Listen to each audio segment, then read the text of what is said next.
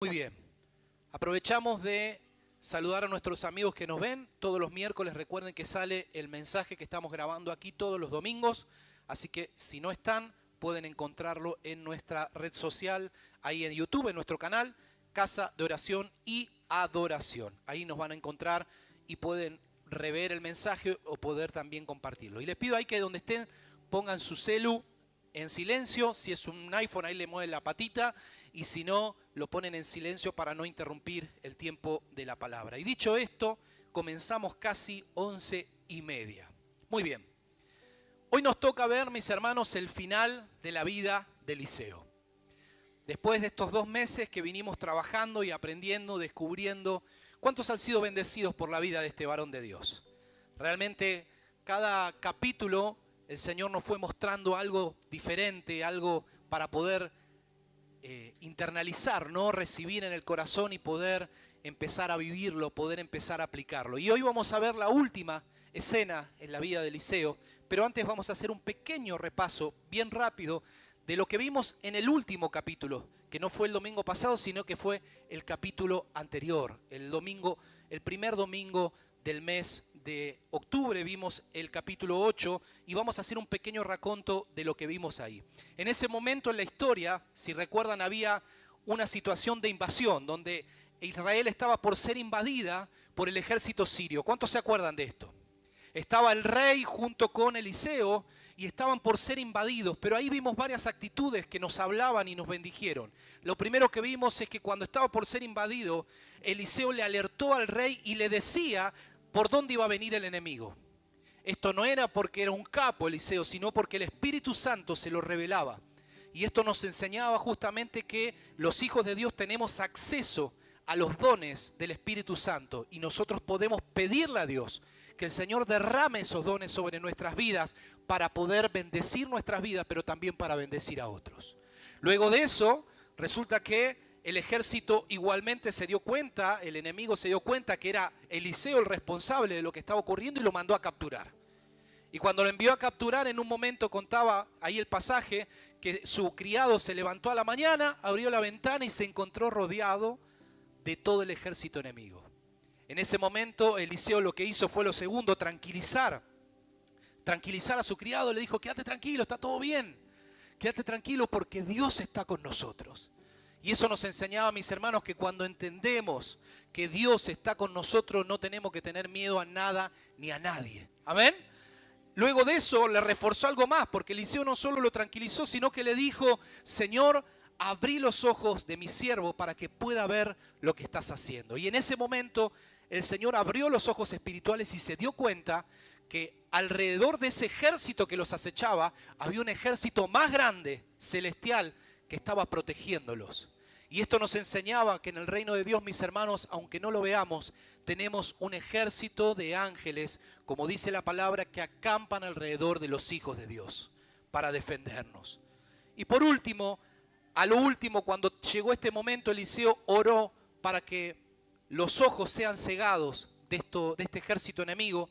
El Señor obró en ellos y los terminó llevando guiados hacia la presencia del ejército de Israel.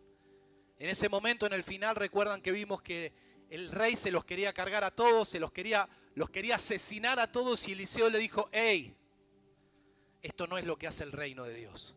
En el reino de Dios nosotros damos misericordia hacia los enemigos. Y ahí recordábamos las palabras de Jesús, donde Jesús nos enseñaba: amen a sus enemigos. Y como el rey cosechó misericordia, recibió misericordia porque durante un tiempo largo no fueron atacados nuevamente por ese mismo enemigo. Hasta aquí vimos un pequeño raconto muy breve de 4 minutos de lo que ocurrió ese último capítulo. Pero hoy vamos a centrarnos en el final. Segunda de Reyes capítulo 14, verso 14. Segunda de Reyes 13, 14. Y vamos a descubrir lo que pasó hoy. He titulado este último capítulo de la serie Una vida con propósito. El nombre de un libro muy conocido, y si lo pueden leer, se los recomiendo para que lo lean, que tiene el mismo nombre, Una vida con propósito, del pastor Rick Warren. Vamos a comenzar leyéndolo. Son poquitos versículos los que vamos a trabajar hoy, pero les pido atención porque hay muchas cosas para poder aprender. Verso 14, ¿estamos acá conmigo? ¿Están conmigo? Segunda de Reyes 13, 14, dice la palabra del Señor. Cuando Eliseo cayó enfermo de muerte, nuestro amigo estaba enfermo de muerte, el rey Joás, dice aquí la versión NTV, pero otras versiones dicen Joás, el rey de Israel fue a visitarlo y lloró sobre él diciendo, Padre mío, veo los carros de Israel con sus conductores. Dejemos en pausa en este primer versículo que ya nos da tela para poder cortar. Contexto. Resulta que esta historia ocurre, si se fijan en el capítulo 13, pasaron varios capítulos entre el último que vimos y este capítulo. Ahí ocurren historia de los reyes, porque este libro es el libro de... En ese momento, ese rey junto al pueblo estaba mandándose cualquiera. Estaba haciendo cualquier cosa delante de los ojos de Dios. Se mandaban la suya, hacían lo que querían, no estaban dando importancia, no estaban obedeciendo las instrucciones del Señor. ¿Y qué pasó? Se levantaron distintos ejércitos para atacarlo. Y le venían y le pegaban cada paliza al ejército de Israel tremenda. Los más grandes o los más fuertes en ese tiempo era un tal Asael y su hijo el general Ben-Hadad, que fueron protagonistas de varias invasiones al pueblo de Israel, que le mataban gente, le robaban cosas, lo iban debilitando al pueblo de Israel. Tan desesperado estaba este rey que decide acercarse a Eliseo pidiendo la ayuda de Dios. Y eso es lo que estamos viendo acá. El rey se acerca al profeta para pedirle su ayuda. Y si prestan atención, dice unas palabras muy parecidas a las que dijo Eliseo cuando se fue Elías. ¿Se acuerdan cuando recién comienza? Que dijo algo muy parecido. Padre, Padre, carros de Israel y su gente a caballo. Decía algo parecido, muy parecido a lo que decía esta frase. Pero, ¿qué es lo interesante de acá? Este inicio, este contexto, esta introducción nos deja por lo menos 3 detalles breves para remarcarle. 1, nos muestra, mis hermanos, la soberanía de Dios. Es interesante que Eliseo, el gran siervo de Dios, que había orado, que había visto milagros, que había resucitado un niño, que había multiplicado la harina, que había sanado un leproso y que había hecho todo lo que vimos en la serie, estaba muriendo enfermo. ¿Qué les quiero decir con esto, mis hermanos? No sabemos la razón por la cual estaba muriendo el profeta, pero sí sabemos que Dios en ese momento había decidido no sanarlo. Eliseo recibió tantos milagros, pero en ese momento Dios en su soberanía había decidido no sanarlo. Y esto nos enseña, mis hermanos, que cuando llega la hora de encontrarnos con el Altísimo, a cada uno de nosotros, por más de que seamos el gran Eliseo, la voluntad de Dios se va a cumplir y nos vamos a la presencia de Dios. Me acordaba de esto con el tema de la pandemia, ¿no? Que la gente tenía tanto miedo, ¿no? En la época de la pandemia, que parece que haya sido el siglo pasado, pero fue hace 3 años, mi hermano, la pandemia. Y la gente tenía miedo y no me toques, no hablo, ¿no? Y como hablaba, ¿no? Y te saludaban tipo ET, ¿viste? Tocaban el dedo así y te hacían así, ¿viste? Y con la máscara aparecían los astronautas, todos disfrazados para ver si te morías. Esto no es para ser negligente, mi hermano, pero cuando te llega la hora, estés durmiendo en tu casa, andando en el auto, comiendo o lo que sea, te vas a ir a la presencia del Señor. Y eso le ocurría a Eliseo. Lo segundo que nos muestra esta escena es la importancia de buscar a Dios lo antes posible.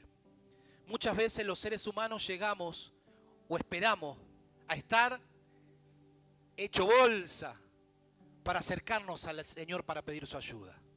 Como siempre digo, nadie llega al Señor, a la iglesia, cuando ganó la lotería. La mayoría que llega al Señor es cuando está más cerca del arpa que de la guitarra, ¿no? Se está más cerca de encontrarse con el Señor arriba que en otro momento. Y esto es lo que le estaba pasando a este rey. Venía haciendo las cosas mal, pero como más o menos las cosas le salían, no se acordó de Dios. Pero cuando se vio que lo iban a matar y que no iba a zafar de esa, dijo, ahora sí, me acerco ante el Señor. Ahora sí le voy a pedir ayuda a Dios. Esto me hace acordar el pasaje de Isaías 55:6, donde el profeta dice, busquen al Señor mientras puedan encontrarlo. Llámelo ahora mientras está cerca. Mis hermanos, esta palabra o este principio de la historia nos llama a buscar al Señor lo antes posible. No pierdas la oportunidad, mi hermano. Si Dios te está hablando es porque Dios quiere que lo busques hoy, que te acerques hoy a su presencia, que pongas hoy tus manos o tu corazón en sus manos, que hoy te involucres, que hoy lo busques. No perdamos tiempo a Dios mientras podamos. Muchos se acuerdan tarde, pero nosotros tenemos que acordarnos o tenerlo siempre presente de que siempre es un buen momento para buscar al Señor. Si somos menos tercos y menos orgullosos, te puedo asegurar que vamos a tener menos dolores de cabeza, porque en vez de esperar llegar hasta el final, que te cuesta más salir, vas a encontrarte antes con el Señor y el Señor te va a ayudar a salir de tu problema con mucha mayor facilidad. ¿Cuántos creen esto? Pero hay un tercer detalle en esta introducción pequeña. Lo último que estaba ocurriendo, o lo tercero que estaba ocurriendo acá, es que el rey sabía que la verdadera ayuda era de Dios. Por eso se acerca en el momento de desesperación a Eliseo para pedirle su ayuda. Y esto nos habla de algo interesante, que en el reino de Dios, mis hermanos, podemos ser referentes para alguien más. Eliseo fue mucho más que un profeta, fue una ayuda para cada rey con los cuales compartió.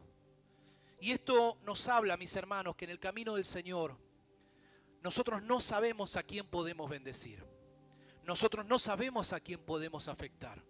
Por eso tenemos que siempre tratar de que con nuestras palabras y con nuestras actitudes bendigamos a alguien más. Hablemos bien, tratemos de construir, tratemos de bendecir, porque no sabemos a quién podemos estar afectando. Pero ahora sí, después de estos 10 minutos de introducción, quiero que vayamos al plato fuerte de nuestro amigo para ver el final de la historia. Verso 15.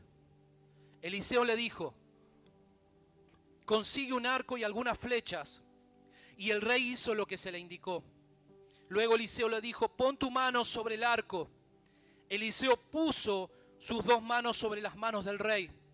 Y luego le ordenó: abre la ventana que da al oriente. El rey la abrió y Eliseo le dijo: dispara. Así que el rey disparó una flecha y Eliseo proclamó: esta es la flecha del Señor, una flecha de victoria sobre Aram, porque tú conquistarás por completo a los arameos en Afec. Wow. Eliseo en estos últimos momentos de su vida nos muestra tres cosas, tres actitudes. La primera es ayudar al rey a pesar de su condición. Ayudar al rey a pesar de su condición.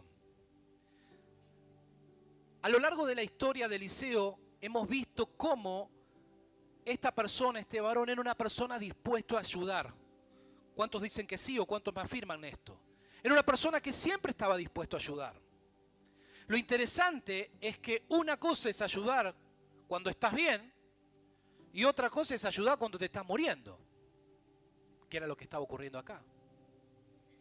En otras palabras, a pesar de su debilidad física y su enfermedad, Eliseo no rechazó el pedido de ayuda del rey. A pesar de que era un atorrante, que hacía las cosas mal, a pesar de que él se estaba muriendo, no lo rechazó, sino que siguió ejerciendo su llamado para el cual había sido convocado por Dios, a pesar de su situación personal. Y esto, mis hermanos, me partía la cabeza, porque él sabía que su compromiso con el propósito que tenía en su corazón iba más allá de cómo se sintiera o no se sintiera. La vida de Eliseo fue una vida de servicio hasta el último momento. Esto me hacía acordar a las palabras de Pablo en el libro de Gálatas, capítulo 6, verso 9, donde Pablo le dice a la iglesia: así que no nos cansemos de hacer el bien. A su debido tiempo cosecharemos numerosas bendiciones si no nos damos por vencidos.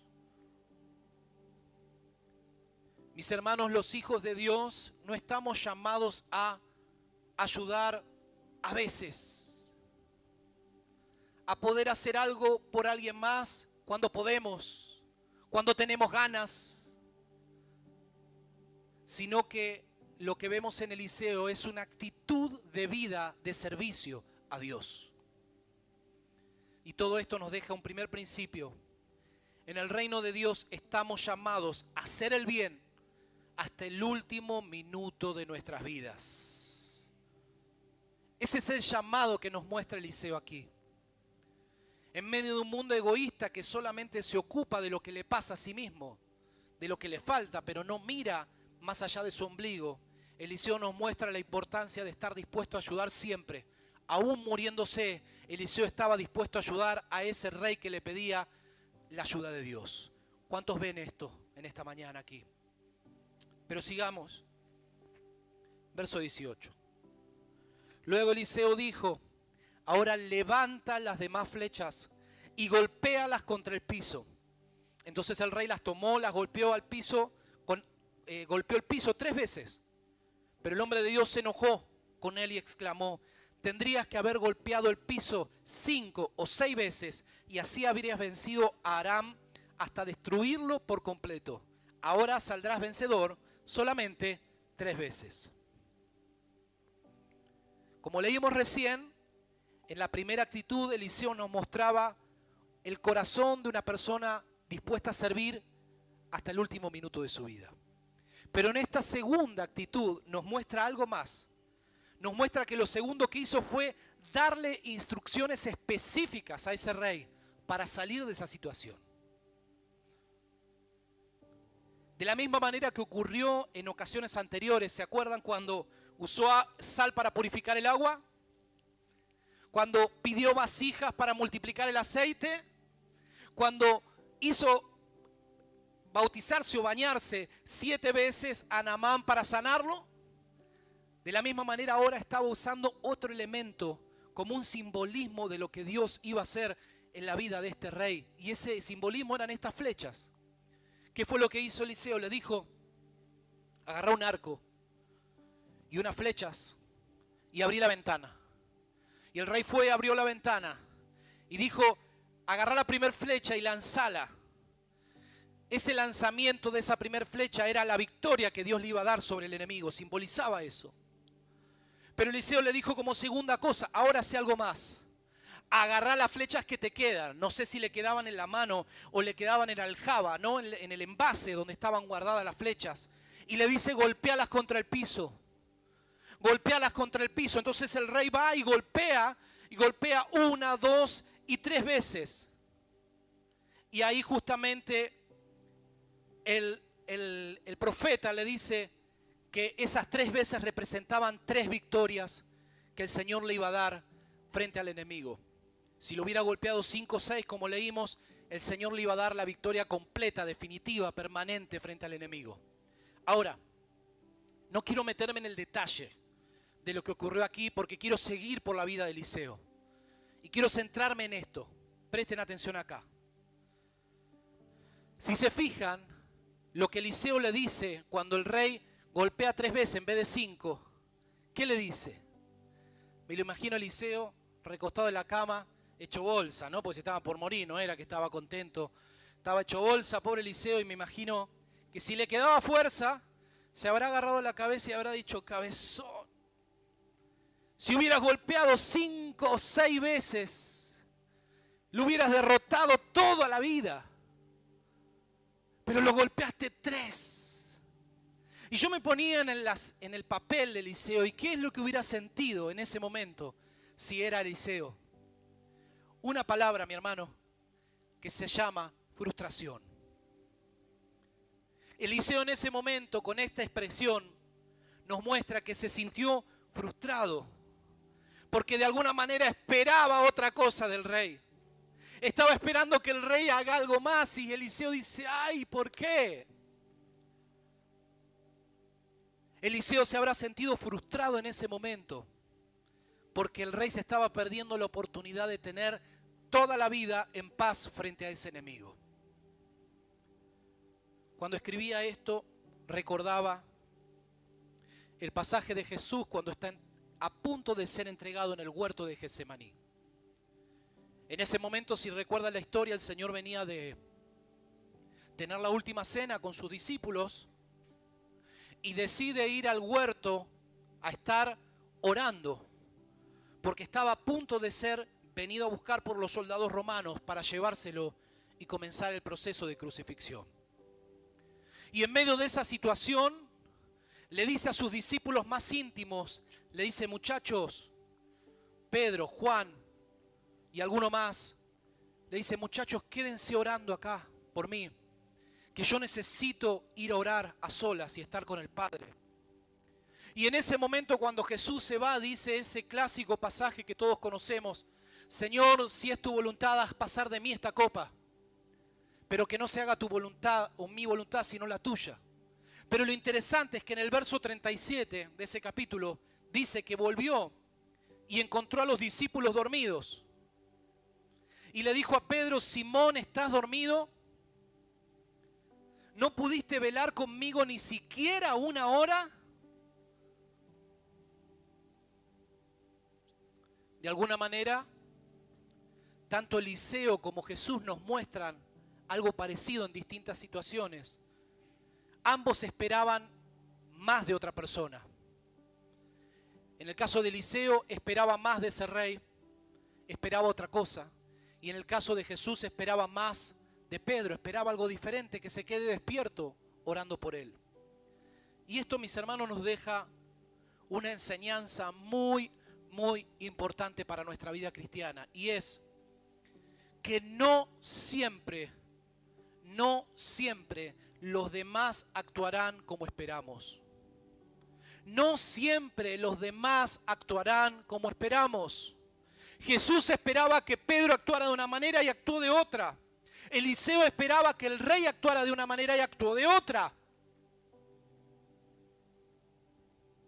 Muchas veces ponemos en nuestras relaciones con los demás, en las amistades, en las relaciones de pareja, en las relaciones de trabajo, en las relaciones tal vez dentro de la iglesia de servicio, de colaboración.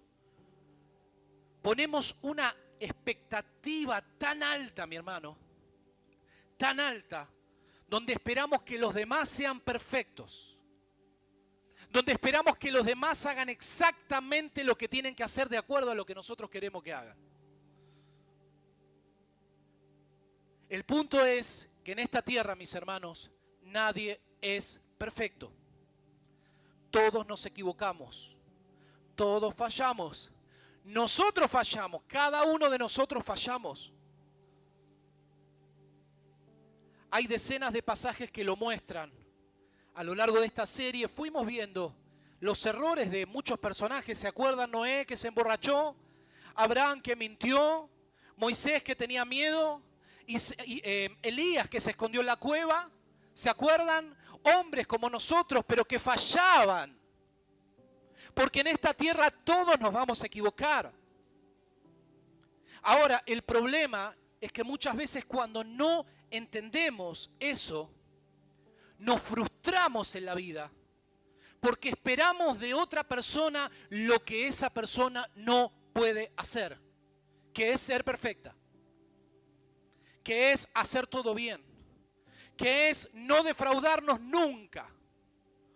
Saben que, mis hermanos, a lo largo del camino del Señor, en estos 40 años, digo 45 años, porque desde que nací estoy en el camino del Señor. A lo largo del camino del Señor vi que la gran mayoría de la gente que está peleada con la iglesia es porque han puesto expectativas en personas, en líderes, en hermanos, en diáconos, en pastores o en profetas o en lo que ustedes le quieran llamar. Le han puesto una expectativa más alta de lo real. Y por obvias razones se han defraudado. Esto no quiere decir que debemos usar como excusa que todos nos equivocamos para, no, ahora sí, yo me puedo equivocar, soy falible, soy vulnerable, puedo hacer las cosas mal y me equivoco adrede. No, tampoco nos vayamos al otro extremo. Lo que nos sirve esta humanidad, esta debilidad humana que tenemos nosotros las personas, es entender que no podemos esperar perfección de nada ni de nadie en esta tierra. Porque el único perfecto es Dios y lo único perfecto es el cielo. ¿Cuántos dicen amén a esto? Por lo cual debemos cuidar, mis hermanos, lo que Dios nos da. No quememos relaciones, mis hermanos. No quememos lugares de bendición donde Dios te está puesto por esperar algo que no existe. Porque cuando esperas algo que no existe, te vas a ir a otro lugar, te vas a hacer otro amigo, vas a tener otro novio, vas a tener otro trabajo y vas a seguir repitiendo el ciclo porque estás esperando algo que no existe. ¿Alguien lo cree? Pero pasemos al final. Verso 20. Después Eliseo murió y fue enterrado. Nuestro amigo falleció. Unos grupos de saqueadores moabitas solían invadir el país cada primavera. Cierta vez, mientras unos israelitas enterraban a un hombre, divisaron a una banda de esos saqueadores. Entonces en el apuro arrojaron el cuerpo en la tumba de Eliseo y huyeron. Pero en cuanto el cuerpo tocó los huesos de Eliseo, el muerto resucitó y de un salto se puso de pie. Estaba leyendo en la enciclopedia bíblica que en el oriente, donde ocurre esta historia, el año comienza en la primavera, no en el verano como nosotros. Nosotros comenzamos en el verano, que para todos los que no saben no me gusta. A mi hermana Sandra ama el calor. Y un par más, pero yo soy team invierno. Allá comienzan en primavera. Y en esa época, en la época de Eliseo, se acostumbraba a que en el comienzo del año hubieran campañas, no campaña de anacondia, sino campaña de choreos. Tipo los saqueos de 2001, más o menos. Y los grandes saqueadores de ese tiempo eran los moabitas, que era una raza, una etnia, digamos, de ese tiempo, que eran tremendos, eran como pirañas. Viste, lastimosamente cuando pasa en las noticias eso que lo agarran 10 pibes a uno ahí en el celular, le agarran el celular en el medio del andén del tren y te vienen como pirañas, bueno, y te sacan hasta la gana de vivir, bueno, así. Y resulta que en esta ocasión, que cuenta el pasaje en el final de esta historia, unos israelitas estaban por enterrar a un compatriota de ellos. Había un muerto, ¿sí? Tenían un muerto, iban a sepultarlo. No sé si lo estarán llevando con alguna carretilla o algo, lo llevaban así con alguna camilla. Estaban por llevar a enterrar a un compatriota. Pero de repente empiezan a ver la horda que venía de saqueadores. Entonces de repente estaban mirando así, se venían contra ellos y dijeron, no, mejor nos vamos de acá. ¿Dónde dejamos a Juancito? ¿Dónde lo dejamos a este? Bueno, pará, acá está la tumba de Eliseo y justo estaba la tumba ahí al lado, el sepulcro, que normalmente había una piedra, como ocurre con Jesús, había una piedra que tapaba la tumba. Entonces corre la piedra y dice, va, descartémoslo acá y después lo venimos a buscar. Y agarraron y lo tiraron ahí adentro y se fueron. La cuestión es que en algún momento, en ese revoleo que hicieron del cuerpo, el cuerpo toca el cuerpo de Eliseo, que los grandes hombres en esa época no se enterraban, sino que se vendaban y se dejaban en una camilla como le ocurre a Jesús también. Y estaba vendado allí Eliseo, ya muerto, en su tumba, y cuando este nuevo muerto toca a Eliseo muerto, ¡pap!, se levanta, resucita. Esto nos muestra lo último que hizo Eliseo en su historia, que fue hacer un milagro aún estando muerto, mi hermano. El último milagro de Eliseo es cuando estaba muerto. Imagínense, mi hermano, si resucitar a alguien estando vivo, orando por alguien, es algo grande, es algo que ninguno de nosotros hemos experimentado seguramente. Entre paréntesis, ayer veía un video de una mamá que había fallecido, una mamá cristiana, era, creo que brasilera, y su hijo había fallecido muerto. Había nacido muerto. Y se lo ponen en el pecho a la madre y la madre empieza a clamar al Señor. El nene estaba medio morado cuando uno lo ve en el video, es tremendo, es impactante. Y en el medio de la oración, en esos 2 o 3 minutos que la mujer, la madre, estaba clamando con el nene en el pecho, el nene empieza a respirar y vuelve a la vida. Eso es tremendo, como lo que hizo Eliseo, pero imagínense, mi hermano, que sucede un milagro y vos estás muerto. Directamente es una locura, pero esa locura sucedió con Eliseo. Ahora, no creo que cuando nosotros nos muramos podamos hacer lo mismo que Eliseo, dudo. Pero hay algo que sí podemos hacer y acá me quiero enfocar. Hay algo que sí podemos hacer, mi hermano, para cuando el día de mañana no estemos. Y es dejar algo. Dejar algo. Cuando hablo de algo, no me refiero a plata. No me refiero a un auto. No me refiero a una casa, a una herencia material. Sino que me refiero a dejar un legado en alguien más. A dejar algo en alguien más. Este sentido de legado está presente en la Biblia desde el Antiguo Testamento. En Deuteronomio 6:1, Moisés habla de esto y dice: esos son los mandatos, los decretos y las ordenanzas que el Señor tu Dios me encargó que te enseñara. Obedécelos cuando llegues a la tierra donde estás a punto de entrar y que vas a poseer. Tú y tus hijos y tus nietos teman al Señor su Dios durante toda la vida. Si obedeces todos los decretos y los mandatos del Señor, disfrutarás de larga vida. Lo que está diciendo aquí Moisés es lo mismo, el concepto de legado, sin nombrar la palabra legado.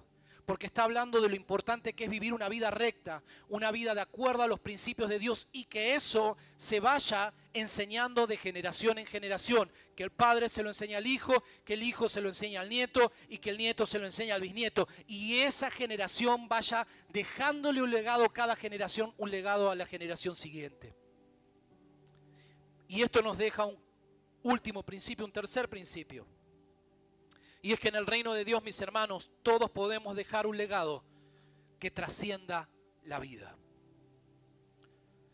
Una herencia material, mi hermano, se puede perder. Una herencia material te la pueden robar.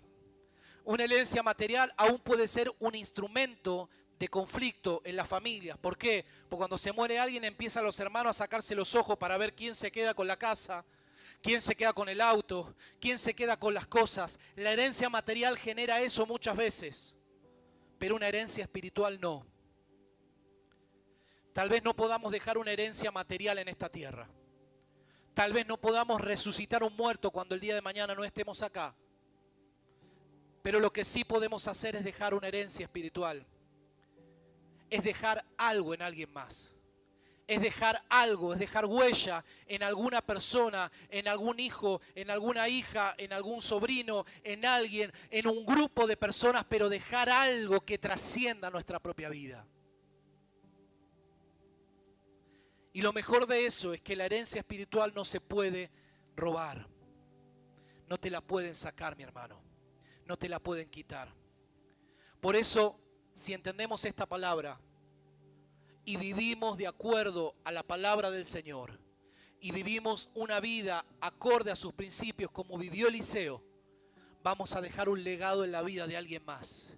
Y el día de mañana, cuando no estemos, alguien más va a hablar de lo que le enseñaste, de lo que le dijiste, de lo que le impartiste, del ejemplo que diste. Y lo más maravilloso es que si eso se cultiva, traerá trascendencia espiritual porque habrá alguien más que será bendecido con eso.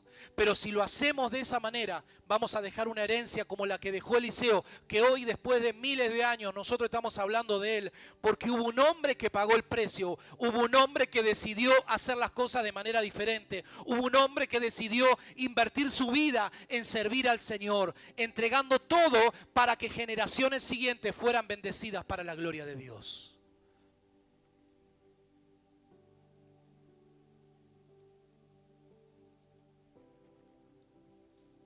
Para cerrar, este último capítulo de Eliseo nos muestra que estamos llamados a hacer el bien, hasta el último minuto de nuestras vidas.